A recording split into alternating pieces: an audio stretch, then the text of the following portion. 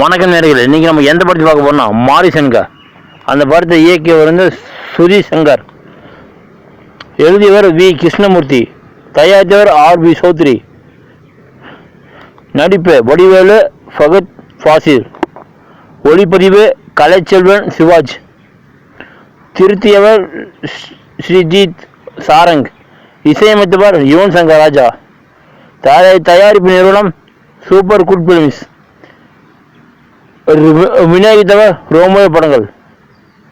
வெளியீட்டு தேதி ஜூலை 25 2025 ஆண்டு. நாடு இந்தியா, மொழி தமிழ். பட்ஜெட் 15 கோடி, வசூல் 6.53 கோடி.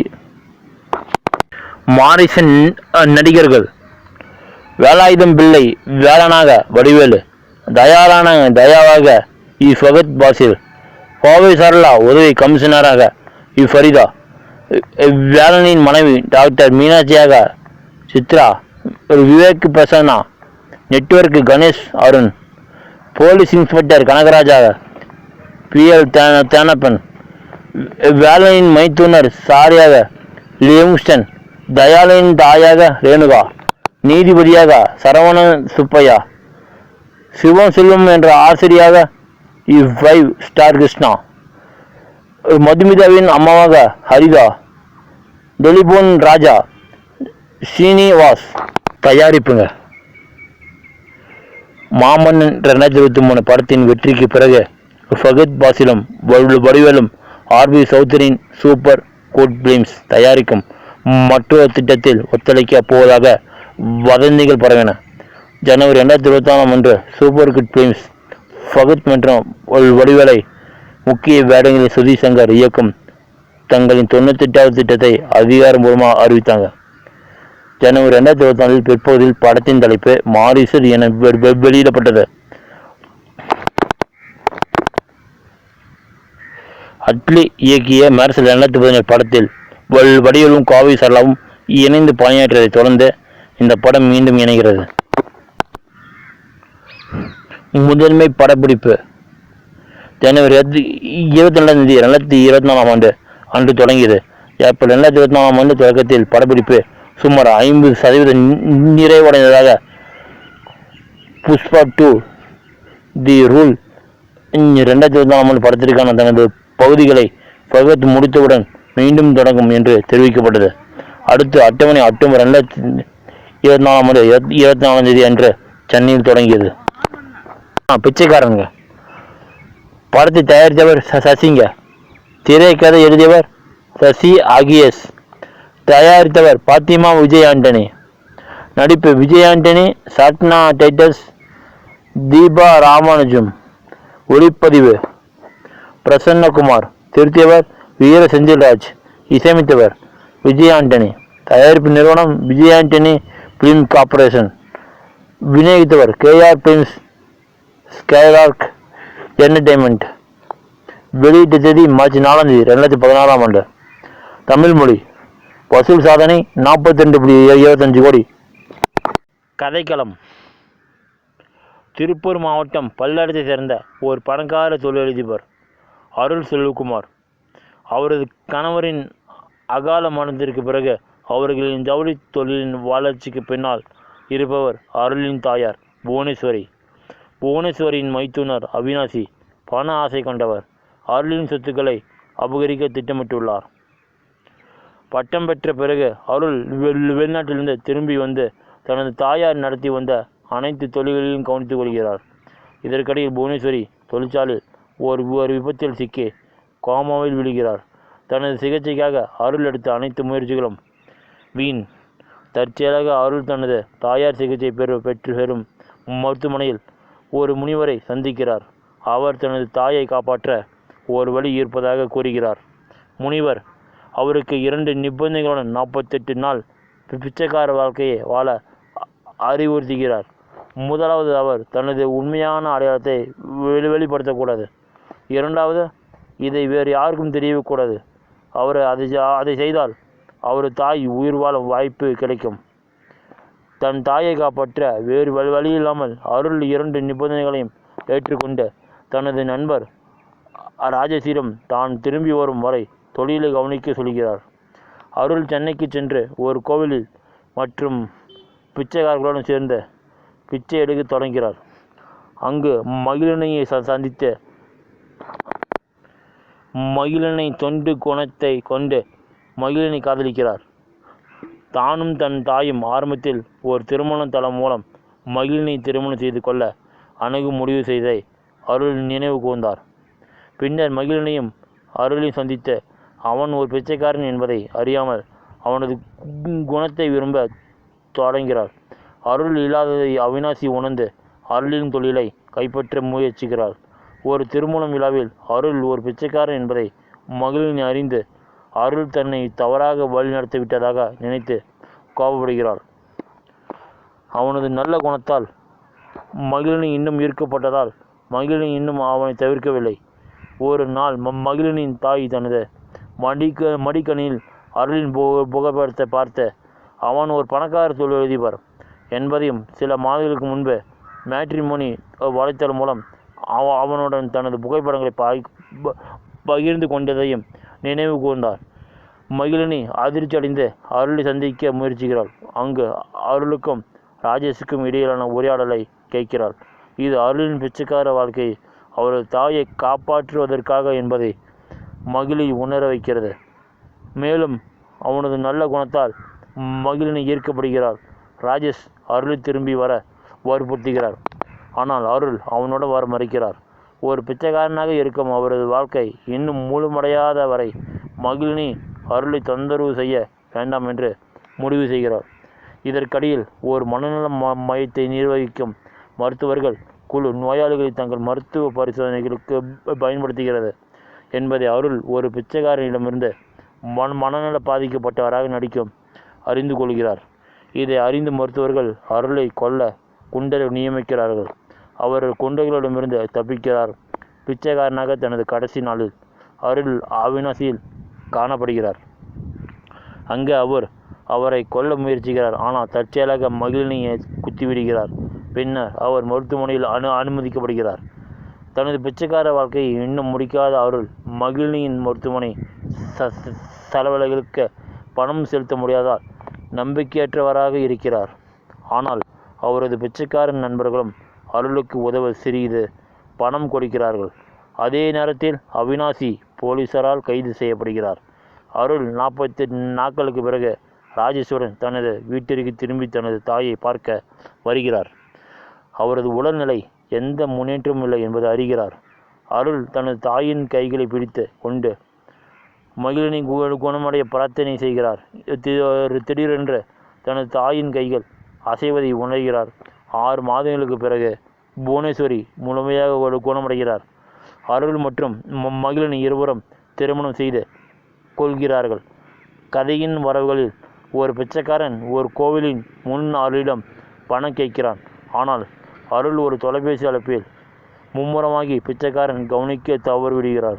புவனேஸ்வரி பிச்சைக்காரனுக்கு பிச்சை கொடுத்து ஒரு பிச்சைக்காரனின் வாழ்க்கையே மிகவும் பரிதாபகரமானது என்று தங்களை போன்றவர்கள் ஒரு நாள் கூட பிச்சைக்காரன் வாழ்க்கையை நடத்த முடியாது என்றும் அருளிடம் கூறுகிறார். அதாவது அருள் 48 நாட்கள் பிச்சைக்காரனின் வாழ்க்கையை முறையை வழி நடத்துவது புவனேஸ்வரிக்கு தெரியாது என்பதை குறிக்கிறது. நடிகர்கள்: அருள் செல்வகுமாராக விஜய் ஆண்டனி, மகிழினியாக சாட்னா டைட்டஸ், பகவதி பெருமாள் ராஜேஷ், அவினாசியாக அருளின் மாமாவாக அருளின் தாயார் புவனேஸ்வரி, மகிழினியின் தாயாக கலா, திலகமாக ரச்சிதா, முத்தாயாப்பாக சந்தியா பாபு இயலவர், ஆம்லேட்டாக கார்த்தி, அரசு சாரா நிறுவன மேலாளராக பாலகிருஷ்ணன், சன் பாட்டியாக ஜானகி அம்மா, வளாந்தாவாக லலிதா, போக்குவரத்து போலீஸாக தலையன், இன்ஸ்பெக்டராக சுரேஷ், குணசேகர் மருத்துவமனை மேலாளராக, கேட்டரிங் மேற்பார்வையாளராக தமிழ் புலி, ஆடிக்கார் உரிமையாளராக மோகன்ராமன், பிச்சை காரணமாக மூர்த்தி, அவினாசியின் உதவியாளராக வினோத் சாகர். தயாரிப்பு: சசி அக்டோபர் 2014 பிச்சைக்காரன் தயாரிப்பை தொடங்கினார். மேலும் விஜய் ஆண்டனியை முன்னணி வேடத்தில் நடிக்க ஒப்பந்தம் செய்தார். இந்த ஜோடி முன்னதாக டிசியும் 2006 படத்தில் இணைந்து பணியாற்றியது. அதில் விஜய் ஆண்டனி படத்திற்கு இசையமைத்திருந்தார். ஜனவரி 2015 ஆச்சிப்பட்டி கிராமத்திற்கு அருகில் உள்ள எவர்வின் ஸ்பின்னிங் மில்ஸ் அருகே பொள்ளாச்சியில் ஒரு அட்டவணை படமாக்கி பின்னர் ஜூன் 2015 புதுச்சேரிக்கு சென்றார். இசை. இந்த படத்தின் இசை தொகுப்பு மற்றும் பின்னணி இசை விஜய் ஆண்டனி டிசியும் படத்திற்கு பிறகு சசியுடன் 2வது முறையாக இணைந்து இசையமைத்தார். இந்த இசை தொகுப்பு 7 பாடல்களை கொண்டுள்ளது. இந்த ஆல்பம் ஜனவரி 7 2016 அன்று வெளியிடப்பட்டது. வணக்கம் நேயர்களே, நீங்கள் எந்த படத்தை பார்க்கறோம்னா பாகுபலிங்க. அந்த படத்தோட டைரக்டர் எஸ் ராஜமௌலிங்க. படத்தின் கதையை ராஜமௌலியின் தந்தை விஜேந்திர பிரசாத் எழுதியுள்ளாருங்க. அவர் ஆற்றை கடக்கும் போது கையில் குழந்தையை சுமந்து செல்லும் சிவகாமி என்ற பெண் பற்றி கதையை சில ஆண்டுகளுக்கு பிறகு கட்டப்பா பற்றி கதையும் அவருக்கு சொன்னார். இது ராஜமௌலியின் ஆர்வத்தை தூண்டியதுங்க. மகாபாரதம், அமர், சித்திரக்கதை மற்றும் சந்தமாமா கதைகள் மீதான அவரது ஈர்ப்பு கதையின் மீதான அவரது ஆர்வத்தை மேலும் தூண்டியது. இறுதி வரவை முடிக்க எழுத்தாளர்களுக்கும் 3 மாதங்கள் ஆனது. ஒளிப்பதிவு மற்றும் பின்னணி இசையை எம் கீரவாணி இசையமைத்தார். அதே நேரத்தில் ஒளிப்பதிவு, தயாரிப்பு, வடிவமைப்பு மற்றும் காட்சிகள் விளைவுகள் ஆகியவற்றை விஎஃப்எக்ஸ் கே செந்தில்குமார், சாபு சீரில் மற்றும் ஸ்ரீனிவாஸ் மோகன் ஆகியோர் கையாண்டனர். இந்த படம் 150 கோடி இருந்து பட்ஜெட்டில் தயாரிக்கப்பட்டது. வெளியான நேரத்தில் மிகவும் ஒரு விலை உயர்ந்த இந்திய படமாக அமைந்தது. இந்த படம் ஜூலை 10 2015 உலகளவில் வெளியிடப்பட்டது. இந்தி மற்றும் மலையாளத்தில் டப்பிங் செய்யப்பட்ட பதிப்புகளுடன் ராஜமௌலியின் இயக்கம், கதை, காட்சி விளைவுகள், ஒளிப்பதிவு, கருப்பொருள்கள், அதிரடி காட்சிகள், இசை மற்றும் நடிப்புகள் ஆகியவற்றிற்காக இது தேசிய மற்றும் சர்வதேச பாராட்டை பெற்றதுங்க. மற்றும் பாக்ஸ் ஆஃபீஸில் சாதனை படைத்ததுங்க. 600 650 கோடி உலகளவிய பாக்ஸ் ஆஃபீஸ் அதிக வசூல் செய்த தெலுங்கு படமும் உலகை 2வது அதிக வசூல் செய்த இந்தி படமாகவும் மாறியதுங்க. தற்போது இது எல்லா காலத்திலும் அதிக வசூல் செய்த 6வது தெலுங்கு படமாகவும் அதன் இந்தி டப்பிங் பதிப்பு இந்தியில் எல்லா காலத்திலும் அதிக வசூல் செய்த படமாக மாறி பல சாதனைகள் முறியடித்ததுங்க. பட்ஜெட் மற்றும் பாக்ஸ் ஆஃபீஸ் சாதனைகள் இரண்டையும் அதன் பின்னர் இந்தியாவில் அதிக வசூல் செய்த படமான பாகுபலி 2 முறியடித்துள்ளதுங்க. பாகுபலி கதைகள். மலையடி வாரத்தில் உள்ள ஒரு குகையில் இருந்து ஒரு வயதான பெண்மணி ஒரு குழந்தையை சுமந்து கொண்டு வெளியே வருகிறார். சீற்றத்துடன் வரும் நதியை கடக்க முயற்சிக்கும் போது நீரோட்டத்தில் அடித்து செல்லப்படுகிறார். மரணத்தை எதிர்கொள்ளும் நிலையில் குழந்தையை மேலே தூக்கி வைத்து கொண்டு மகிஷ்மதி ராஜ்யத்திற்காக மகேந்திர பாகுபலியை காப்பாற்றுமாறு சிவபெருமானிடம் பிரார்த்தனை செய்கிறார். அம்பூரி பழங்குடி மக்களால் அந்த குழந்தை காப்பாற்றப்படுகிறது.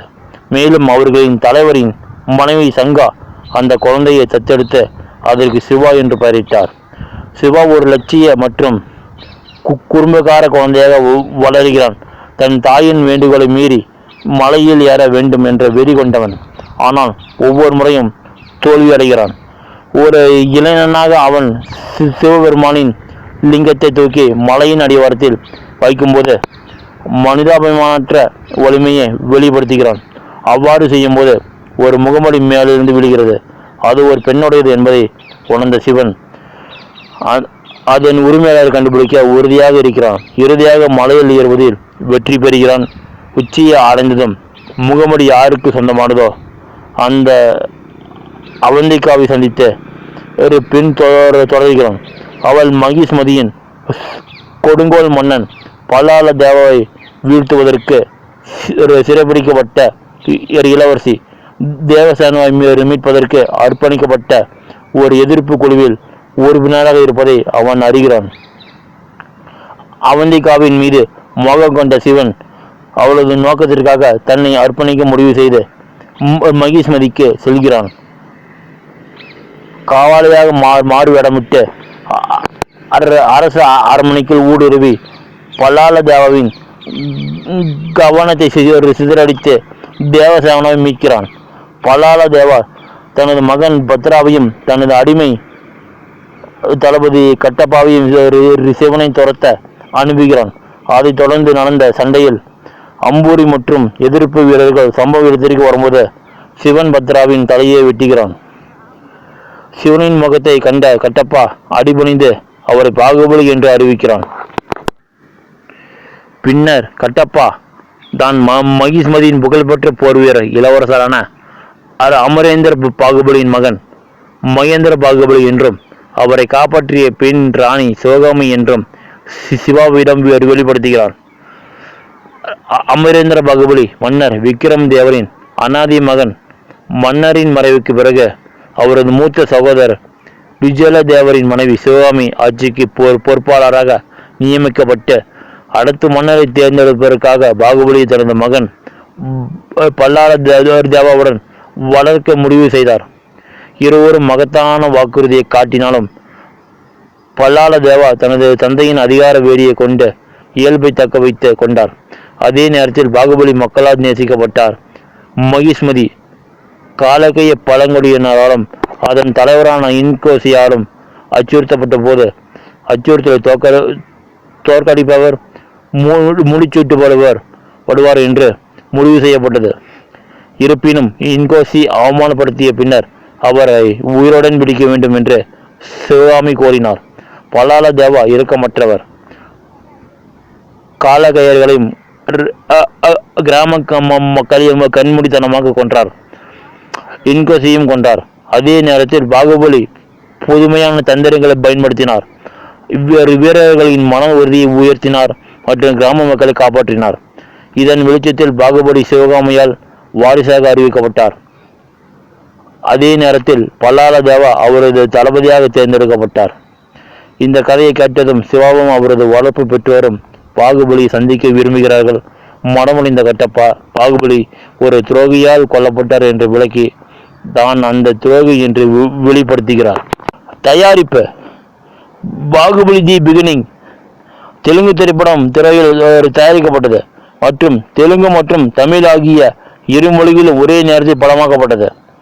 தமிழ் படமாக்கப்பட்டாலும் சில காட்சிகள் தெலுங்கு பதிப்பிலிருந்து டப்பிங் செய்யப்பட்டன. ஜூலை 2015 ஆண்டு நிலவரப்படி இந்த திரைப்படம் தொடர் இந்தியாவில் மிகவும் விலை உயர்ந்ததாக கருதப்பட்டது. வளர்ச்சி பாகுபலி திரைப்படம் மகாபாரதம் காவியத்தால் ஈர்க்கப்பட்டதாக இயக்குனர் எஸ் ராஜமௌழி தெரிவித்தார். ராஜமௌழியின் பெரும்பாலான படங்களுக்கு கதைகளை எழுதிய திரைக்கதை எழுத்தாளரும் ராஜமௌழியின் தந்தையுமான விஜயேந்திர பிரசாத் மீண்டும் பாகுபலிக்கான கதையை எழுதினார். சிவகாமிக்கு குந்தி மற்றும் கைகையின் சாயல்கள் இருப்பதாகவும் தேவசானா சீதையை போலவே ஒரு போர்வீரன் என்றும் விஜயேந்திர பிரசாத் தெரிவித்தார். பாகுபலியை சிவகாமி மற்றும் தேவசேனாவின் கதையாகவே தான் பார்க்கிறேன் என்றும் அவர் மேலும் கூறினார். சந்தமாமா மற்றும் அமர் சித்திரா காமிக்ஸ் கதைகளால் அவர் ஈர்க்கப்பட்டார். பிப்ரவரி 2011 எஸ் ராஜமௌழி தனது வரவிருக்கும் படத்தில் பிரபாஸ் நடிப்பார் என்று அறிவித்தார். ஜனவரி 2013 படத்தின் தலைப்பை பாகுபலி என்று அவர் அறிவித்தார். உண்மையான திரைப்பட தயாரிப்பு ஜூலை 6 2013 ஆண்டு நீர்வீழ்ச்சி காட்சிகள் கேரளாவில் உள்ள அதிரப்பள்ளி நீர்வீழ்ச்சியில் படமாக்கப்பட்டன. மகிஷ்மதி ராஜ் இதற்கான பிரம்மாண்டமான செட்கள் ஹைதராபாத்தில் உள்ள ராம்ஜோய் திரைப்பட நகரத்தில் கட்டப்பட்டன. மேலும் படத்தின் பணி அத்தியாயங்கள் பல்கோரியாவில் படமாக்கப்பட்டன. இந்த படம் ஒரு வருட முன் தயாரிப்பு பணிகளை கொண்டுள்ளது. இதில் படத்திற்கான 15,000 ஸ்டோரி போர்டு ஓவியங்கள் உருவாக்கப்பட்டன. இதுவரை எந்த இந்திய திரைப்படத்திற்கும் இல்லாத அதிகபட்ச படத்தின் 90% அதிகமான காட்சிகள் காட்சி ரீதியாக மேம்படுத்தப்பட்ட காட்சிகளை கொண்டிருந்தன. மேலும் தயாரிப்பாளரின் கூற்றுப்படி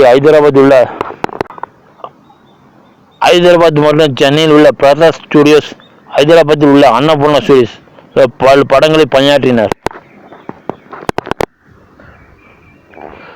தயாரிப்பு வடிவமைப்பாளர் சாபு சீரில் வாள்கள், தலைக்கவசங்கள் மற்றும் வீரர்களுக்கு தேவையான கவசங்கள் உட்பட 10,000 வகையான ஆயுதங்களை உருவாக்கினார். வாள்களை இலகுவாக மாற்ற ஹெகுக்கு பதிலாக கார்பன் ஃபயர் பயன்படுத்தப்பட்டது. படத்தில் 100 அடி பல்லாதார சிலையை தலையை உருவாக்க 3D பிரிண்டிங் தொழில்நுட்பம் பயன்படுத்தப்பட்டது. தோல் தோற்றத்துடன் இலகுரக கவசத்தை உருவாக்க பயன்படுத்தப்பட்டது. வி. சீனிவாசன் மகன் காட்சி விளைவுகள் மேற்பார்வையாளராக தேர்ந்தெடுக்கப்பட்டார். கோத்தகிரி வெங்கடேஸ்வர ராவ் எடிட்டாக இருந்தார். PM சதீஷ் ஒளி வடிவமைப்பாளராகவும் பீட்டர் ஹைன் சண்டை காட்சிகளுக்கு பொறுப்பேற்றார். ஆடை வடிவமைப்பாளர்கள் ராம் ராஜமௌலி மற்றும் பிரசாந்தின் தீபர்மேனி லைன். பாகுபலி இசைங்க. இந்த படத்திற்கு ராஜமௌலியின் உறவினர் கீரவாணி இசையமைத்துள்ளார். மேலும் ஒளிப்பார்வைய கல்யாணி மாலிக் மேற்கொண்டார். இந்த ஒளிப்பதிவு ஆல்பத்தின் தெலுங்கு பதிப்பு 31 மே மாதம் 2015 வெங்கடேஸ்வரா பல்கலைக்கழக மைதானத்தில் வெளியிடப்பட்டது. படத்தின் தமிழ் பதிப்பின் ஆல்பம் ஜூன் 7 2015 வெளியிடப்பட்டது. இந்தி மற்றும் மலையாள பதிப்புகளின் ஒளிப்பதிவு உரைய ஜூன் 21 மற்றும் ஜூலை 1 அன்று வெளியிடப்பட்டது. வெளியீட்டு திரையிடல்கள் மற்றும் புள்ளி விவரங்கள். இந்த படம் ஜூலை 10 2015 அன்று உலகளவில் 4000 திரைகளில் தெலுங்கு, தமிழ், இந்தி மற்றும் மலையாள மொழிகளில் வெளியிடப்பட்டது. தெலுங்கில் 1600 திரைகள், இந்தியில் 1500 திரைகள், தமிழில் 350 திரைகள் மற்றும் மலையாளத்தில் 225 திரைகள் வெளியீட்டிற்காக பதிவு செய்யப்பட்டன. இந்த படம் ஒரு நாள் முன்னதாக ஜூலை 9 அன்று ஹைதராபாத்தில் பிரசாத் ஐமேக்ஸ் ஒரு பிரீமியர் ஷோ நடைபெற்றது. மலையாள திரைப்படமான பிரேமம் திருட்டு பிரச்சனை காரணமாக பல திரையரங்குகள் மூடப்பட்டதால் கேரளாவில் படத்தின் வெளியீடு தடைப்பட்டது. இந்த படம் பூசன் சர்வதேச திரைப்பட விழாவில் திரையிடப்பட்டது.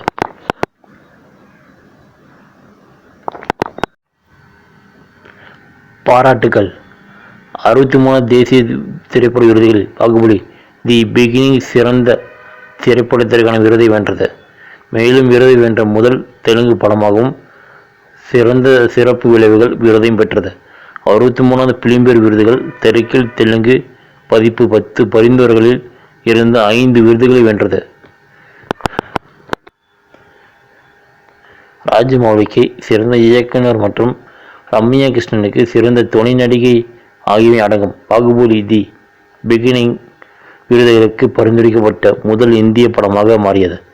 42வது விழாவில் சிறந்த கற்பனை திரைப்படம் மற்றும் சிறந்த துணை நடிகை தமனா பாட்டியா உட்பட 5 பரிந்துரைகளை பெற்றது. வணக்கம். அடுத்து நம்ம எந்த பற்றி பார்க்க போறோம்னா கலகலப்பு 2. இந்த படத்தை இயக்கியவர் சுந்தர்சி, திரைக்கதை எழுதியவர் பத்ரி, ஒரு உரையாடல் வெங்கட் ராகவன், தயாரித்தவர் குஷ்பு, நடிப்பு ஜீவா, ஜெய் சிவா, நிக்கி கல்ராணி, கேத்தரின் தெரசா. ஒளிப்பதிவு யூகே செந்தில்குமார், திருத்தியவர் NB ஸ்ரீகாந்த், இசையமைத்தவர் ஹிப்ஹாப் தமிழா, தயாரிப்பு நிறுவனம் அவனி சினிமாக்ஸ். இயக்க நேரம் 154 நிமிடங்கள். நாடு இந்தியா, மொழி தமிழ். 2012 முதல் இது குறித்து விவாதிக்கப்பட்டிருந்தாலும் இந்த படம் 2017 அக்டோபரில் மட்டுமே தயாரிப்பு தொடங்கி அந்த டிசம்பரில் முடிவடைந்தது. வாரணாசி, காரைக்குடி, புனே மற்றும் ஹைதராபாத் உள்ளிட்ட இடங்களில் படப்பிடிப்பு நடைபெற்றது. இந்த படம் பிப்ரவரி 9 2012 அன்று வெளியிடப்பட்டது. கலகலப்பு 2 திரைப்படம் கதைகள். அப்போதுதான் காசியில் கிட்டத்தட்ட ஒரு நூற்றாண்டுக்கு முன்பு குத்தகைக்கு விடப்பட்ட ஒரு மூதாதையர் சொத்துக்கு தனக்கு சொந்தமானது என்பதை அவர் கண்டுபிடிக்கிறார். மடிக்கணியை தனது ஆடிட்டரிடம் ஒப்படைக்கிறார். அவர் மடிக்கணியை ஒப்படைக்க 5 கோடி கேட்கிறார். காசியில் ரகுவின் மூதாதையர் சொத்தை சீனிவாஸ் என்கிற சீனு கவனித்துக் கொள்கிறார். ஆனால் அவர் செய்யும் தொழில் அவர் தோல்வி அடைந்தார். பின்னர் சீனுவும் ரகுவும் கணேசால் ஏமாற்றப்பட்டதாக காட்டப்படுகிறது. கணேசை பிடித்து தங்கள் பணத்தை திரும்ப பெற அவர்கள் காரைக்குடிக்கு செல்கிறார்கள்.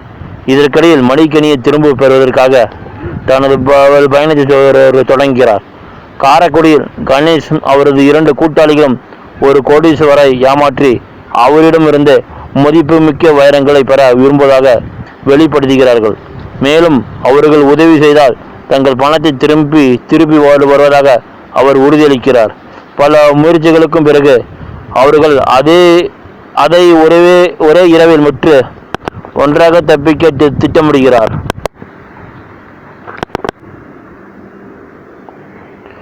அவர்கள் அதை ஒரே இரவில் பெற்று ஒன்றாக தப்பிக்க திட்டமிடுகிறார்கள். இருப்பினும் கணேஷ் தனது காதலி ஐஸ்வர்யாவுடன் ரகுவை பார்க்கிறார். அவர் மிகவும் விரும்பினார். அவன் பழி வாங்குவதற்காக ரகு மற்றும் சீனு இருவரையும் ஏமாற்ற நினைக்கிறான். சீனுவும் ரகுவும் இதை பற்றி பின்னர் கண்டுபிடித்து அவனை துரத்துகிறார்கள். பலமுறை துரத்திய பிறகு ஒரு தண்ட உரையில் உள்ள வைரங்கள் ரயில் நிலையத்தில் ஒரு சீரற்ற ரயில் வைக்கப்படுகின்றன. ரகுவும் சீனுவும் தங்கள் பணத்தை எவ்வாறு மீட்டுக் கொள்கிறார்கள், மடிக்கினை எவ்வாறு மீட்டெடுக்கிறார் என்பதை மீதமுள்ள கதை. கலகலப்பு 2 திரைப்பட நடிகர்கள்.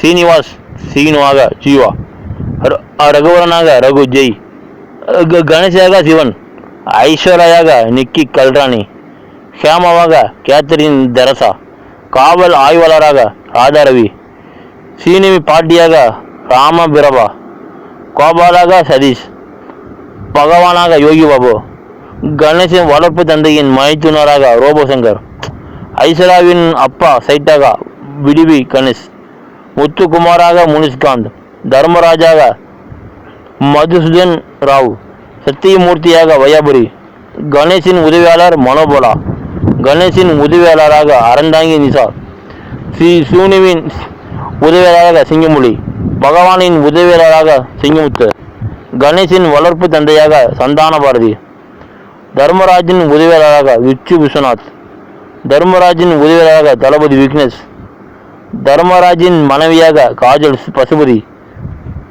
கணேஷின் வளர்ப்பு தாயாக மீனா பேமுரி, போலீஸ் கான்ஸ்டபிளாக ஜார்ஜ் மரியான், நந்திதாவாக நந்திதா சுவேதா, போலீஸ் சிபிஐ அதிகாரி கணேஷின் காதலி. சிறப்பு தோற்றம்.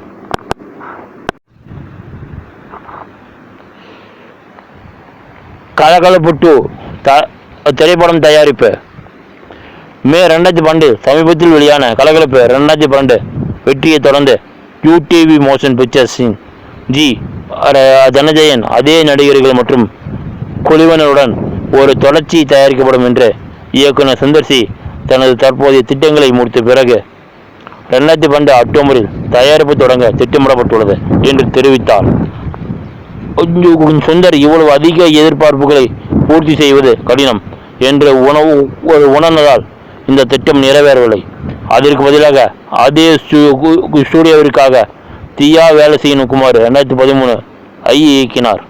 நவம்பர் 2013 சுந்தர் உரிமையாளருக்காக மற்றொரு படத்தை உருவாக்க ஆர்வமாக இருப்பதாகவும், ஆனால் அசல் நடிகர்களிடமிருந்து முக்கிய வேடங்களுக்கு சிவா மற்றும் சந்தானத்தை மட்டுமே அவர் தக்க வைத்துக் கொள்வதாகவும் தெரிவிக்கப்பட்டது. இருப்பினும் 2014 பிற்பகுதியில் அவரது பரபரப்பான கால அட்டவணையின் விளைவாக சுந்தர் ஒரு தொடர்ச்சியில் வேலை செய்யும் போவதில்லை என்று மற்ற வேறு வேலைகளுக்கு முன்னுரிமை அளிப்பதாகவும் கூறினார். ஏப்ரல் 2016 தயாரிப்பாளர்கள் ஆர்யா மற்றும் நயன்தாராவை ஒரு தொடர்ச்சியில் நடிக்க வைத்ததாக தெரிவிக்கப்பட்டது. சுந்தரின் மனைவி குஷ்பு இந்த செய்திகளை மறுத்து ஒரு தொடர்ச்சிக்கான திட்டங்கள் எதுவும் இல்லை என்று கூறினார். 2017ஆம் ஆண்டின் நடுப்பகுதியில் சுந்தரின் பெரிய பட்ஜெட் படமான சங்கமித்ரா தாமதமாகும் என்று சங்கமித்ராவின் வேலையை மீண்டும் தொடங்குவதற்கு முன்பு அவர் கலகலப்பு தொடரின் தொடர்ச்சியை விரிவாக முடிப்பார் என்று தெரிவிக்கப்பட்டது. தமிழ் ரியாலிட்டி தொடரான பிக் பாஸ் 2017 முதல் சீசனில் தோன்றியதன் மூலம் புகழ்பெற்ற ஓவியா முதல் படத்தில் தோன்றியவர். அதன் தொடர்ச்சியில் பணியாற்றுவார் என்று ஊடகங்கள் ஊகித்தன. ஆனால் செப்டம்பர் 2017 பிற்பகுதியில் குஷ்பு தனது இந்த திட்டத்தை அதிகாரப்பூர்வமாக அறிவித்தார். ஜீவா, ஜெய், நிக்கி கல்ராணி மற்றும் கேத்தரின் தெரசா ஆகியோர் முன்னணி நடிகர்களாக அறிவிக்கப்பட்டனர். மேலும் சிவா மேலும் ஒரு பாத்திரத்திற்கான பேச்சுவார்த்தையில் உள்ளார். படப்பிடிப்பு அக்டோபர் 4 2014 தமிழ்நாட்டின் காரைக்குடியில் தொடங்கியது. பிக் பாஸில் வையாபுரியின் நடிப்பால் சுந்தர் ஈர்க்கப்பட்டதை அடுத்து வையாபுரி உட்பட துணை நடிகர்கள் முதல் அட்டவணையின் போது படத்தின் நடிகர்களுடன் இணைந்தனர். பின்னர் படம் காசி, புனே, ஹைதராபாத் மற்றும் சென்னை முழுவதும் 2 மாதங்கள் தொடர்ந்து படமாக்கப்பட்டது. ஏனெனில் குழு 2018 தொடக்கத்தில் படத்தை வெளியிடுவதை நோக்கமாக கொண்டது. வாரணாசியில் 20 நாள் அட்டவணையின் போது படம் ராம்நகர், சிந்தியா காட், அசிகாட் மற்றும் இந்த காட்களை ஒட்டிய பாதைகளில் படமாக்கப்பட்டது. ராம்ஜோ பிலிம் சிட்டியில் ஹைதராபாத் அட்டவணையின் போது நந்திதா ஸ்வேதா ஒரு சிறிய வேடத்தில் நடிக்க நடிகர்களுடன் இணைந்தார். டிசம்பர் தொடக்கத்தில் படப்பிடிப்பு முடிந்தது.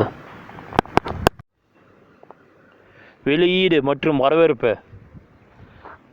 தமிழ்நாட்டு திரையரங்க உரிமைகள் 50 கோடி என மதிப்பிடப்பட்டன. அதன் முன்னோடியை போல நகைச்சுவையாக இல்லை என்று கூறினார். ஏனெனில் அதிகப்படியான கதைக்களம் மற்றும் அதிகப்படியான ஈடுபாடு உள்ளது. சுந்தர் சி நிறுத்த விரும்பவில்லை மற்றும் படம் முடியும் நேரத்தில் அது நன்மை சோர்வடை செய்கிறது. இருப்பினும் இது அவசியம் ஒரு புகார் அல்ல. முதல் பாதி வெறும் நகைச்சுவைகளை பற்றியது, ஆனால் இரண்டாம் பாதி விஷயங்களை கொஞ்சம் மீட்டெடுக்கிறது. இங்கேயும் அங்கேயும் சில சிரிப்புகள் உள்ளன, ஆனால் அவை இடையில் மிக குறைவு. படம் அதன் தொடக்க வாரம் இறுதியில் தமிழ்நாட்டில் சுமார் 100 மில்லியன் வசூலித்தது. இன்றைக்கி நம்ம எந்த படத்தை பார்க்க போனால் நான் கடவுளுங்க. படத்தோடைய டைரக்டர் பாலங்க, எழுதியவர் ஜெயமோகன். உரையாடல். திரைக்கதை எழுதியவர் பாலா, தயாரித்தவர் KS சீனிவாசன். நடிப்பு ஆர்யா, பூஜா ராஜேந்திரன். ஒளிப்பதிவு ஆர்தர் ஏ வில்சன். திருத்தியவர் சுரேஷ் அர்ஸ்.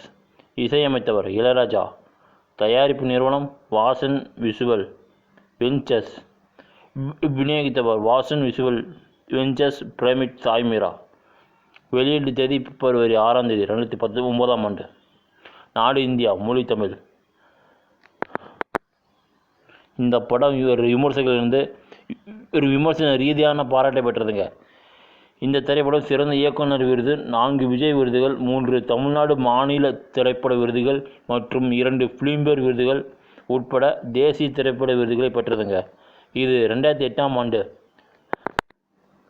மற்றும் 2009 பெலாய்ட் சர்வதேச திரைப்பட விழா போன்ற திரைப்பட விழாக்களில் திரையிடப்பட்டதுங்க. நான் கடவுள் கதைகளுங்க. ஜோதிட காரணங்களால் தனது மகன் ருத்ரனை வாரணாசியின் காசியில் விட்டு சென்ற ஒருவர் 14 ஆண்டுகளுக்கு பிறகு தனது செயலுக்கு வருந்தி தனது மகளுடன் ருத்ரனை தேடி அங்கு திரும்பி வருகிறார். ஆனால் ருத்ரன் ஒரு அகோரியாக மாறிவிட்டான். மோட்சத்தை அளித்து ஆன்மா மீண்டும் இருப்பதை தடுக்கும் ஒரு கடுமையான புலி போன்ற சாது என்பது அறிந்து அதிர்ச்சி அடைகிறார். இருப்பினும் அந்த மனிதன் ருத்ரனின் தாய்க்கு வாக்குறுதி அளித்தபடி ருத்ரனை மீண்டும் தமிழ்நாட்டிற்கு அழைத்து வருகிறான். ஒரு இரக்கமற்ற நபர் உடல் ரீதியாகவும் மன ரீதியாகவும் பாதிக்கப்பட்ட பிச்சைக்காரர்கள் குழுவை மேற்பார்வையிடுகிறார். பிச்சைக்காரர்கள் அம்சுவலி என்ற ஒரு பார்வையற்ற பெண் தெரு நடிகர்கள் குழுவிலிருந்து பிரிக்கப்பட்டார். அம்சுவலி விரைவில் தாண்டவனின் கொடுமைக்கு பலியாகி விடுகிறார். இதற்கிடையில் ருத்ரன் தனது வீட்டை விட்டு வெளியேறி மலை கோயிலுக்கு அருகில் உள்ள ஒரு சிறிய குகையில் தனது இடத்தை கண்டுபிடிக்கிறார். அவரது தாயார் மற்றும் அம்சுவலியின் வேண்டுகோளை மீறி ருத்ரன் வீடு திரும்பி மறுக்கிறார். தாண்டவன் ஒரு தொழில் நிபுணருடன் ஒரு ஒப்பந்தம் செய்து தனது பிச்சைக்காரர்களில் சிலவற்றை அவருக்கு நல்ல லாபத்திற்காக விற்கிறார். அந்த மனிதன் பிச்சைக்காரர்களை வலுக்கட்டாயமாக அழைத்து சென்று சிதைந்த முகத்துடன் ஒரு மனிதனுடன் திரும்பி அம்சுவலியை 10 லட்சத்திற்கு திருமணம் செய்து கொள்ள கட்டாயப்படுத்த முயற்சிக்கிறான். தாண்டவன் தனது ஆட்களுக்கு அம்சுவலியை அழைத்து வரும்படி கட்டளையிடுகிறான். அம்சு வெளிய நண்பர்கள் அம்சு வழி உதவிக்காக ருத்திரனிடம் அழைத்து செல்கிறார்கள். ருத்திரன் தாண்டவனின் ஆட்களுடன் சண்டையிட்டு தொழிலதிபரை கொன்றுவிடுகிறார். அங்கு உள்ளூர் போலீசாரால் கைது செய்யப்படுகிறார். உடலை கண்டுபிடிக்க முடியாதால் அவரை விட்டு வெளியேற வேண்டிய கட்டாயம் ஏற்படுகிறது. மேலும் சபிக்கப்படுவார்கள் என்ற பயத்தில் ருத்திரனிடம் வாக்குமூலம் பெற வற்புறுத்துகிறார்கள். அம்சுவலி தேவாலயத்திடம் பாதுகாப்பாயும் ஆறுதலையும் தேடுகிறாள். ஆனால் தாண்டவன் அம்சுவலியை கண்டுபிடித்து அம்சுவலியை அந்த ஊனமற்ற மனிதனை மணக்க மறுத்ததால் அம்சுவலியை சித்திரவதை செய்கிறான். இதனால் அவன் பணத்தை இலக்கு நேரிடுகிறது. கோபமடைந்த அவமானப்படுத்தப்பட்ட தாண்டவன் அம்சுவலியை அடிக்கிறான். தாண்டவன் ருத்திரனை நேருக்கு நேர் சந்தித்து அவனுடன் சண்டையிடுகிறான். அங்கு ருத்திரன் தாண்டவனை கொள்கிறான். படு காயமடைந்த அம்சுவலி ருத்திரனிடம் சென்று, நான் கடவுள் நடிகர்கள் ஆர்யா ருத்ரன் அல்லது பகவான் கால பைரவாக அகோரி, அம்சுவலியாக பூஜா, ருத்ரனின் தாயாக விஜய் பாரதி, ருத்ரனின் தங்கையாக ரஞ்சினி ஹரிகரன், முருகனாக ஏ கிருஷ்ணமூர்த்தி, தாண்டவனாக ராஜேந்திரன், காவல் ஆய்வாளராக மீச ராஜேந்திரநாத், குயினாக சிங்கம்புள்ளி, முருக பக்தராக கனகராஜசாமி. தயாரிப்பு வளர்ச்சி. பிதாமகன் 2003 வெளியான பிறகு பாலா ஒரு படத்திற்கான ஸ்கிரிப்டை எழுத தொடங்கினார். அதற்காக அவர் அன்பே சிவம் படத்தில் ஒரு காட்சியில் இருந்து உத்வேகம் பெற்றார். அது அவரை தனது படத்தை உருவாக்க தூண்டியது. கமலஹாசன் மாதவனிடம் எந்த எதிர்பார்ப்பும் இல்லாமல் நாம் மற்றவர்களை நிபந்தனையின்றி நேசிக்கும் போது நாம் கடவுளாகி விடுகிறோம் என்று கூறும் ஒரு காட்சியை குறிப்பிடுகிறார். நான் கடவுள் படத்தில் அஜித்குமார் முக்கிய வேடத்தில் நடிப்பார் என்று AM ரத்னம் தயாரித்ததாகவும் அறிவிக்கப்பட்டது. இருப்பினும் படத்தின் தயாரிப்பாளரான ரத்னம் டிசம்பர் 2004 தனது தெலுங்கு படமான பங்காரம் மற்றும் அவரது மகனின் முயற்சியான கேடி ஆகியவற்றில் கவனம் செலுத்த தேர்ந்தெடுத்தார். தயாரிப்புக்கு முந்தைய பணிகள் தொடர்ந்ததால் அஜித்தின் அந்த கதாபாத்திரத்திற்காக தனது தலைமுடியை வளர்த்தார். பின்னர் மிகவும் தாமதமான படமான வரலாறில் ஒரு பாடலில் பேட்ச் ஒர்க் செய்யும் போது நான் கடவுள் படத்திற்காக வளர்த்த நீண்ட முடிவுடன் தோன்றினார். இந்த படம் ஆகஸ்ட் 2005 சிறிது காலம் நிறுத்தப்பட்டது.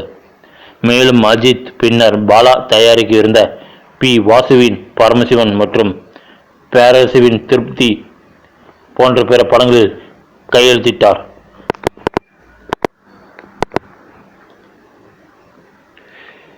பின்னர் படம் மீண்டும் வெளிவந்தது. ஏப்ரல் 2006 படத்தின் தொழில்நுட்ப குழுவை ஆதரியை வில்சன் ஒளிப்பதிவாளராகவும் கிருஷ்ணமூர்த்தி கலை இயக்குநராகவும் இளையராஜா படத்தில் இசையமைப்பாளராகவும் இருப்பார் என்று பாலா அறிவித்தார். படத்தின் முன் தயாரிப்பு 2006 தொடக்கத்தில் தொடங்கியது. பாலாவின் உதவியாளர் ஏற்கனவே வாரணாசி நகரில் சிறந்த படப்பிடிப்பு இடங்களை தேடிக்கொண்டிருந்தனர். படத்தின் படப்பிடிப்பு மே 2006 நகரில் தொடங்கும் என்று அஜித் அறிவித்தார். நடிகர் படத்தின் கதையை ஊகிக்க மறுத்துவிட்டார். இருப்பினும் படம் மீண்டும் தொடங்க தவறியதால் அஜித் இறுதியாக ஜூன் 2006 பாலாவுக்காக இனி நான் காத்திருக்க முடியாது என்று கூறி திட்டத்திலிருந்து விலகினார். வார்ப்பு. சித்திரம் பேசுதடி படத்தில் அறிமுகமான நரேன் இந்த வேடத்தில் நடிப்பார் என்று தெரிவிக்கப்பட்டது. ஆனால் தயாரிப்பாளர்கள் இன்னும் அதிக விற்பனையான பெயரை விரும்பினர். எனவே ஆர்யா ஒப்பந்தம் செய்யப்பட்டார். ஆர்யா படத்தில் நடிக்க ஆர்வமாக இருந்தார். ஆனால் ஏற்கனவே வட்டாரத்திற்காக சரணுக்கு தேதிகள் கொடுத்திருந்தார். மேலும் நான் கடவுள் படத்திற்கு தேதிகள் ஒதுக்க அந்த படத்தில் இருந்து விலக முயற்சித்தது தோல்வியடைந்தது. சரண் மறுத்ததால் பாலாவின் குழுவில் சேர்வதற்கு முன்பு ஆர்யா காத்திருந்த படத்தை முடிக்க வேண்டியிருந்தது. கதாபாத்திரத்தில் நடிக்க அவரது கண்களை பார்க்கும்போது கருணை காட்டாத ஒருவர் தேவை என்று பாலா ஒரு நேர்காணலில் கூறினார். எனவே அவர் முதலில் அஜித்தை தேர்ந்தெடுத்தார். பின்னர் ருத்ரன் கதாபாத்திரத்தை நடிக்க ஆர்யாவை தேர்ந்தெடுத்தார். சித்திரம் பேசுதடி வெற்றிக்கு பிறகு மீரா ஜாஸ்மினுக்கு பதிலாக பாவனா இந்த படத்தில் ஒப்பந்தம் செய்யப்பட்டார். விக்னேஷ் நடித்த ஆச்சாரியா படத்தின் இயக்குனர் ரவி மற்றும் ராசையா படத்தின் இயக்குனர் கண்ணன் ஆகியோர் இந்த படத்தின் மூலம் நடிகராக அறிமுகமானார்கள். இயக்குனர் பாலாவின் முந்தைய படமான பிதாமகன் படத்தில் ஒரு சிறிய வேடத்தில் தோன்றிய சண்டை கலைஞரான ராஜேந்திரன் முக்கிய வில்லனாக நடிக்க தேர்ந்தெடுக்கப்பட்டார். இதன் மூலம் அவர் முழு நீள நடிகராக அறிமுகமானார். இந்த படம் 175 புதிய முகங்களை திரைக்கு அறிமுகப்படுத்தியது. அதில் பெரும்பாலானோர் உடல் ஊனமுற்றோர். இதன் விளைவாக ஜூன் 2006 சென்னையின் ஓட்டல் கிரீன் பார்க்கில் PL தேனப்பனின் ஸ்ரீ ராஜலட்சுமி பிலிம்ஸ் தயாரிப்பில் இந்த படம் தொடங்கப்பட்டது. இந்த படத்திற்காக ஆர்யா தனது தலைமுடியை வளர்த்தார். நான் கடவுள் திரைப்படம் படப்பிடிப்பு ஆகஸ்ட் 2006 ஆர்யா மற்றும் பாவனாவுடன் படத்தின் புகைப்பட படப்பிடிப்பு நடத்தப்பட்டது. மேலும் சிராசானம் மற்றும் பத்மசானம் உள்ளிட்ட பல்வேறு யோகா நிலைகளில் ஆர்யாவை காட்டும் படங்கள் வெளியிடப்பட்டன. படத்தின் முதல் அட்டவணை அந்த மாதம் இறுதியில் சென்னைக்கு அருகில் உள்ள நாசரேத் பேட்டையில் தொடங்கியது. ஜனவரி 2007 காசி மற்றும் வாரணாசியில் படப்பிடிப்பு தொடர்ந்தது. நான் கடவுள் முடியும் வரை ஆர்யா வேறு எந்த படங்களிலும் பணியாற்ற விரும்பவில்லை. தயாரிப்பாளர்கள் தன்னப்பணம் 2007 தொடக்கத்தில் படத்தில் இருந்து பின்வாங்கினார். ஆனால் வாசன் விஷுவல் வெர்னச்சன் சீனிவாசன் விரைவாக பொறுப்பேற்றார். 2007 தொடக்கத்தில் படத்திற்கான தேதிகளை ஒதுக்க முடியாததால் பாவனா இந்த படத்திலிருந்து வெளியேறினார். மேலும் மற்றொரு புதிய நடிகைகளை தேடும் பணி தொடங்கியது. மீனாட்சி, அஞ்சலி மற்றும் பார்வதி திருவோத் ஆகியோர் பாவனுக்கு பதிலாக இந்த வேடத்தில் பெரிதும் இணைக்கப்பட்டிருந்தன. ஆனால் பாலா யாரையும் தேர்ந்தெடுக்க விரும்பவில்லை.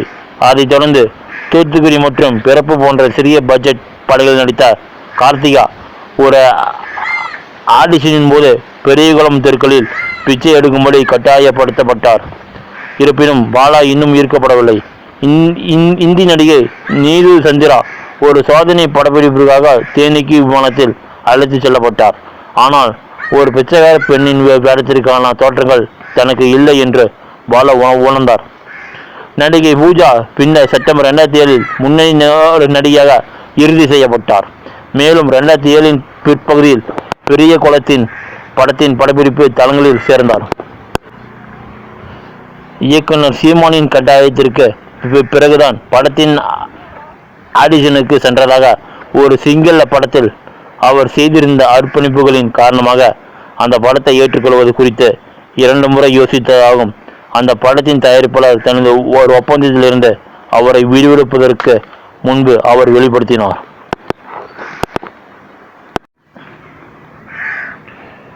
வெளியீட்டு விமர்சனம் ரீதியான பதில். உண்மையான சித்தரிப்புகளுக்காக குண்டாக இருக்கும் துணிச்சலான மக்களுக்கு இது ஒரு அரிய பரிசு. வழக்கமான வணிக சினிமாவின் குழப்பம் உங்களை தாக்கும் நேரத்தில் நான் கடவுள் போன்ற ஒரு வினோதமான படத்தை நீங்கள் நாடுவது பொருத்தமானது. நான் கடவுள் அதன் சிறந்த 2ஆம் நிலை கதாபாத்திரங்கள், அமைப்பு மற்றும் இசைக்காக நிச்சயமாக பார்க்க தகுந்தது. ஆனால் ஸ்கிரிப்டில் உள்ள பலவீனங்களை குறிப்பிட்டு அதை பஞ்சம் இல்லாதது என்று எழுதினார்கள். மஞ்சனங்களை முணுமுணுப்பதை தவிர ருத்ரன் பெரிதாக எதையும் செய்யவில்லை. பிச்சைக்காரர்களின் உலகத்தை காண்பிப்பதில் இல்லாத கூர்மையான பார்வை மிக குறைவு ருத்ரனின் மன அமைப்பில் சென்று விட்டது. நான் கடவுள் படத்தை பாருங்கள். ஏனென்றால் படம் முடிந்த பிறகும் உங்கள் தலையிலிருந்து எளிதில் வெளியேறாத படங்களில் இதுவும் ஒன்று. நான் கடவுள் திரைப்படம் பாராட்டு விருதுகள். 56வது தேசிய திரைப்பட விருதுகள். சிறந்த இயக்குனர் பாலா, சிறந்த ஒப்பனை கலைஞர் UK சசி. 57வது தென்னிந்திய பிலிம்பேர் விருதுகள். சிறந்த தமிழ் நடிகை பூஜா. சிறந்த தமிழ் இயக்குனர் பாலா. சிறந்த தமிழ் நடிகர் ஆர்யா. சிறந்த தமிழ் திரைப்படம் நான் கடவுள். சிறந்த தமிழ் துணை நடிகர் ராஜேந்திரன். சிறந்த தமிழ் பாடலாசிரியர் பிச்சை பாத்திரம் படத்திற்காக இளையராஜா. தமிழ்நாடு மாநில திரைப்பட விருதுகள். சிறந்த பெண் குணச்சித்திர கலைஞர் பூஜா. சிறந்த வில்லன் ராஜேந்திரன். சிறந்த ஒளிப்பதிவாளர் ஆதர் வில்சன். விஜய் விருதுகள். சிறந்த இயக்குனர் பாலா. சிறந்த நடிகை பூஜா. சிறந்த வில்லன் ராஜேந்திரன். சிறந்த ஒப்பனை UK சசி. வாங்க அடுத்து நம்ம எந்த படத்தை பார்க்க போறோம்னா மீசைய முறுக்கு. இந்த படத்தை இயக்கியவர் ஹிப்ஹாப் தமிழா. கதை எழுதியவர் ஹிப்ஹாப் தமிழா. தயாரித்தவர் சுந்தர் சி குஷ்பு. தொகுப்பாளர் நடிப்பு ஹிப்ஹாப் தமிழா, ஆத்மிகா, விவேக், RJ விக்னேஷ்காந்த், விஜயலட்சுமி.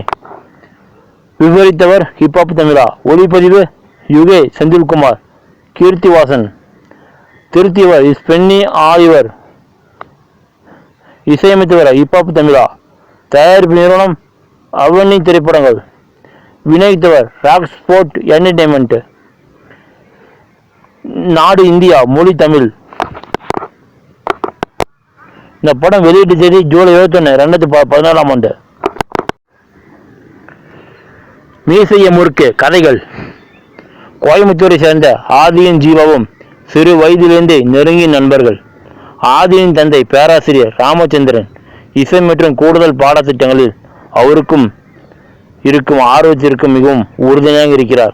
ஆதி பள்ளி படிப்புக்கு பிறகு மின் பொறியியலில் சேர்கிறார். அங்கு அவரது கல்லூரி தோழி நிலாவை காதலிக்கிறார்.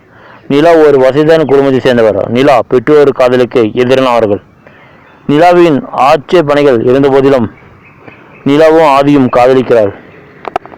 கல்லூரியில் தமிழ் ராப் பாடலுக்காக ஆதி நன்கு அறியப்பட்டவர். மேலும் ஹிப்ஹாப் தமிழா என்ற யூடியூப் பக்கத்தை வைத்திருக்கிறார். இறுதித் தேர்வுகளுக்கு சில வாரங்களுக்கு முன்பு நிலாவின் குடும்பத்தினர் நிலா ஆதியும் உள்ள உறவை கண்டுபிடிக்கின்றனர். நிலாவின் தந்தையும் மாமாவும் ஆதியின் குடும்பத்தினரை உறவை முறித்துக் கொள்ளுமாறு மிரட்டுகிறார்கள். பட்டம் பெற்ற பிறகு ஆதி தனது தந்தையிடம் சென்னைக்கு சென்று ஒரு சுயாதீன இசை கலைஞராக மாற ஆர்வமாக இருப்பதாக கூறுகிறார். வெற்றி பெற முடியாவிட்டால் ஒரு வருடத்திற்குள் திரும்பி வருவதாக ஆதி தனது தந்தைக்கு உறுதியளிக்கிறார்.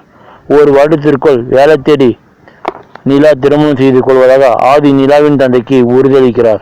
நிலாவின் மற்றும் ஆதியின் தந்தைகள் இருவரும் அவரது வாக்குறுதிகளை அரை மனதுடன் ஏற்றுக்கொள்கிறார்கள். மேலும் ஆதியின் தந்தை அவருக்கு நிதி உதவி செய்யவில்லை. ஆதியும் ஜீவாவும் இசை கருவிகளுடன் சென்னையை அடைகிறார்கள். அவர்கள் தங்கள் கல்லூரி சீனியர்களுடன் தங்கி வாய்ப்புகளுக்காக கடுமையாக முயற்சி செய்கிறார்கள். ஆனால் அனைத்து முயற்சிகளும் தோல்வி அடைகின்றன. ஒரு வருடம் கடந்து விட்டது. இருவரும் கோவைக்கு திரும்ப முடிவு செய்கிறார்கள். புறப்படுவதற்கு முன்னர் ரேடியோ மிர்ச்சியின் மாகாபா ஆனந்தை சந்திக்கிறார்கள். தனது நிகழ்ச்சியில் அவரை அனுமதிக்கிறார். அதைத் தொடர்ந்து அவர்கள் கோவைக்கு வருகிறார்கள்.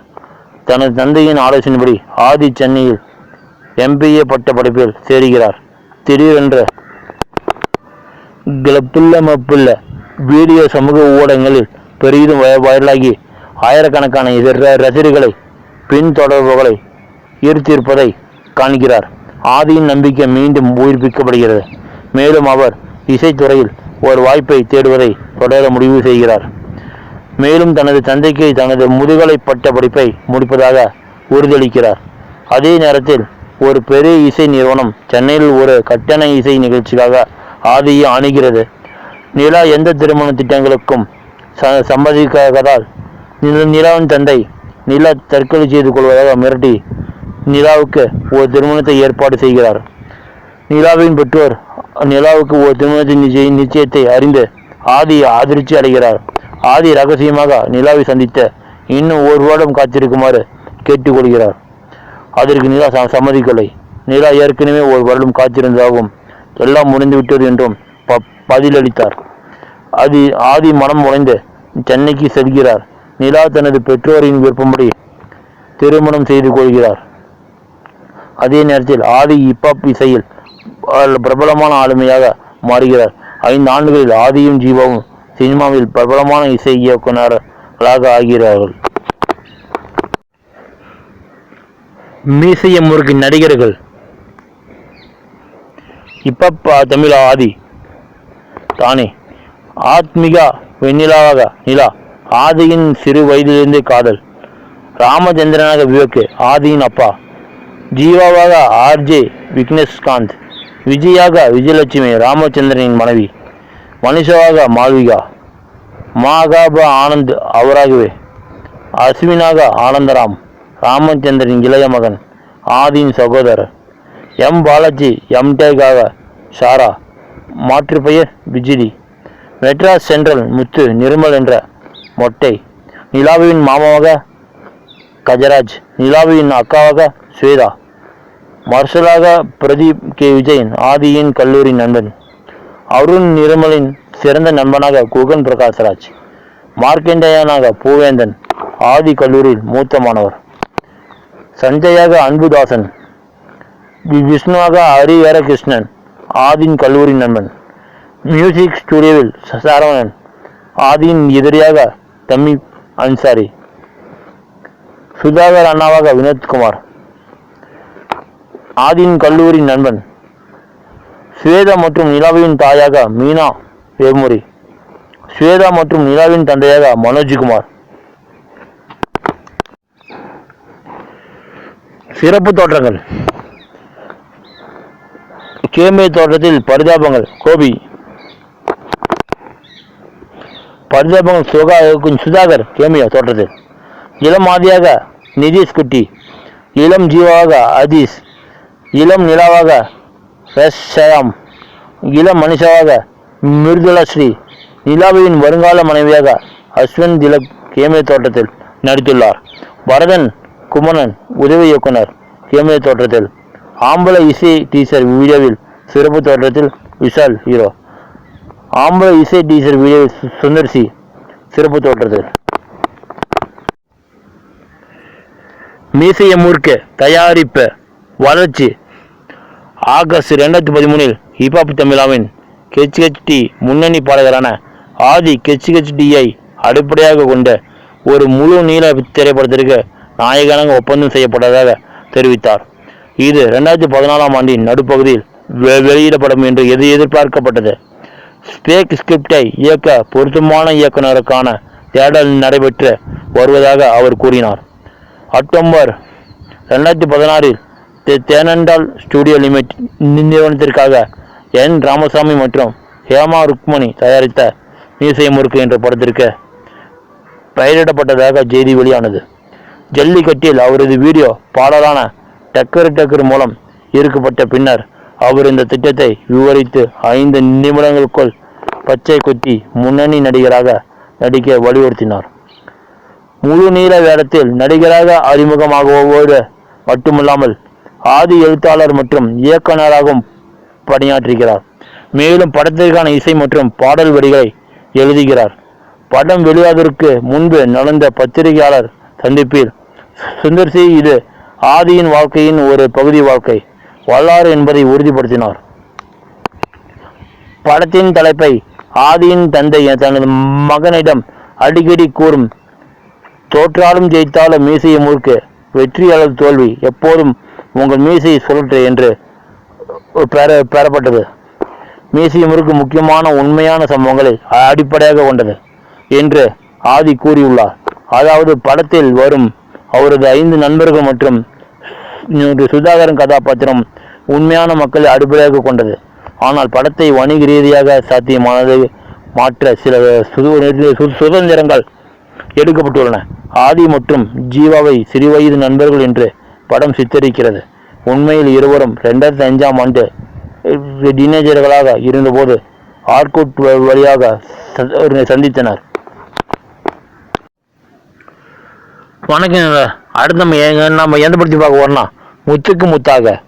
அந்த படத்துடைய டைரக்டர் ராசு மதுரவன், எழுதுபவர் ராசு மதுரவன், தயாரித்தவர் ராசு மதுரவனுங்க. நடிப்பு விக்ராந்த், நட்ராஜ், ஹரிஷ், ஓவியா, மோனிகா. ஒளிப்பதிவு யுகே செந்தில்குமார். இசையமைத்தவர் கவி பெரியதம்பி. தயாரிப்பு நிறுவனம் பாண்டிநாடு திரையரங்குகள். வெளியீட்டு தேதி மார்ச் 14ஆம் தேதிங்க 2011ஆம் ஆண்டு. மொழி தமிழ், நாடு இந்தியா. கதைக்களம் தாவசி மற்றும் பேச்சி என்ற வயதான தம்பதியருக்கு 5 மகன்கள் உள்ளனர். போஸ், ராமன், செல்வம், லட்சுமணன் மற்றும் பாண்டி. தாவசி மற்றும் பேச்சி ஆகியோர் தங்கள் மகன்களை வளர்ப்பதற்காக தங்கள் சொற்ப வருமானத்தில் கடுமையாக பாடுபடுகிறார்கள். இதனால் அவர்களின் பெரும்பாலானவர்கள் தேவைகளை பூர்த்தி செய்யப்படுகின்றன. மூத்த மகனான ராமன் ஒரு அரசு பள்ளி ஆசிரியர். அவர் பேச்சின் பாளைய தோழியான ராசாத்தியை மணந்தார். மேலும் பேச்சின் தனது மகனை வரதட்சணை கேட்காமல் ராசாத்திக்கு மணமுடித்தார். தனது தொழில் காரணமாக ராமன் தனது குடும்பத்துடன் வேறு ஊரில் வசிக்கிறார். லட்சுமணன் இரண்டாவது மகன் ஒரு வசந்தியை காதலிக்கிறான். வசந்தி ஒரு பணக்காரின் மகள். அவன் தன் மருமகன் தன் வீட்டில் தன்னோட வாழ வேண்டும் என்று விரும்புகிறான். பேச்சியின் தவசியும் தங்கள் மகனின் மகிழ்ச்சிக்கு முன்னுரிமை அளித்ததால் அவனை விட்டு மருமகனாக விட்டுவிடுகிறார்கள். மூன்றாவது மகனான போஸ் அண்மையில் என்ற செவிலரை காதலிக்கிறார். அதை அறியாமல் தவசியும் பேச்சியும் போஸின் திருமணத்தை தங்கள் உறவினர் பஞ்சுவுடன் ஏற்பாடு செய்கிறார்கள். போஸ் தனது பெற்றோரை மோசமாக உணர விரும்புவதால் அதற்கு ஒப்புக்கொள்கிறார். அண்மையில் போஸின் நிலைமையை புரிந்து கொண்டு அவரது முடிவை ஏற்றுக்கொள்கிறார். பஞ்சு போஸை மன ரீதியாக சித்திரவதை செய்கிறார். இதனால் தாவசி அவரை ஒரு தனி குடும்ப வாழ்க்கை முறைக்கு ஒப்புக்கொள்ள வைக்கிறார். நான்காவது மகன் பாண்டி படிப்பில் சரியில்லாதவன்.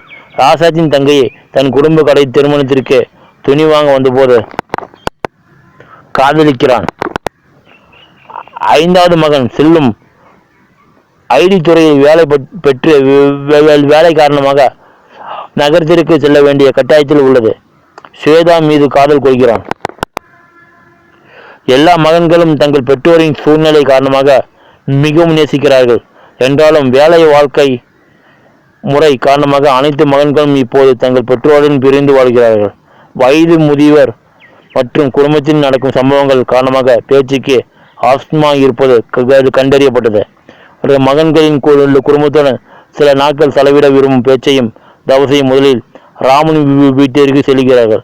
தனது கணவரின் தாய்வழி குடும்பத்திற்காக நிறைய செலவு செய்யும் அவர்களின் ராசாத்தி தனது மாமியார் வருவதையோ அல்லது கணவர் அவர்களுக்காக பணம் செலவழிப்பதையோ வருமானத்திற்கு பிடிக்கவில்லை. அவளுடைய அணுகுமுறையை புரிந்து கொண்டு தாவசியும் பேச்சியும் அந்த இடத்தை விட்டு வெளியேறுகிறார்கள். மாமியார் வீட்டாரால் மோசமாக நடத்தப்படும் லட்சுமணன் தனது பெற்றோரிடம் திரும்பி வருகிறான். ஒரு அக்கறை உள்ள மனைவியான வசந்தி அவனை பின்தொடர்கிறாள். ஆனால் தங்கள் மகனின் எதிர்காலத்தை கருத்தில் கொண்டு அவர்கள் வசந்தி மற்றும் லட்சுமணன் இருவரையும் வசந்தியின் பெற்றோரிடம் அழைத்து செல்கிறார்கள். அவர்கள் பேச்சின் அவசியம் மதிக்கவில்லை.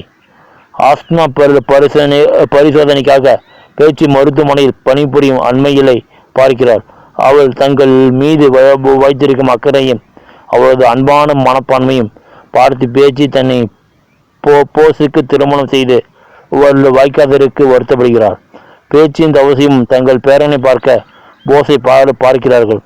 ஆஸ்துமா உள்ள பேச்சியிடம் தனது மகனை காட்ட விரும்பாத பஞ்சு அவனை அழைத்து சென்று தன் தாயிடம் விட்டுவிடுகிறான். பேச்சின் நோக்கங்களை புரிந்து கொண்டு போசு தனது மாமியார் வீட்டிற்கு சென்று நிலைமையை சொல்கிறார். அவர்கள் தங்கள் பேரனை போஸ் அனுப்புகிறார்கள். பேச்சு தனது பேரனை தடவும் போது பஞ்சு ஒரு காட்சியை உருவாக்கிறார். இதனால் போஸ் அவள் மீது துப்புகிறான். பேச்சியிடம் பஞ்சு தன் கோபத்தை துப்பி ஏன் இறக்காமல் இருக்க ஒரு பிரச்சனையாக இருக்கிறார்கள். இது பேச்சை உடைக்கிறது. நடிகர்கள் போஸாக விக்ராந்த், ராமனாக நட்ராஜ், செல்வமாக ஹரிஷ், தவசியாக இளவரசர், பேச்சாக சரண்யா பொன்வண்ணன், லட்சுமணாக பிரகாஷ், பாண்டியனாக வீரசமர், ஸ்வேதாவாக ஓவியா, அண்மையலாக மோனிகா, சுருட்டுவாக சிங்கம்புலி, கேபி ஜெகன், வசந்தியாக வர்ஷினி, ராசாத்தியாக சுஜிபாலா, காயத்ரியாக காயத்ரி யுவராஜ், பஞ்சவர்ணமாக ஜானகி, விருமாயாக ஜெயலட்சுமி.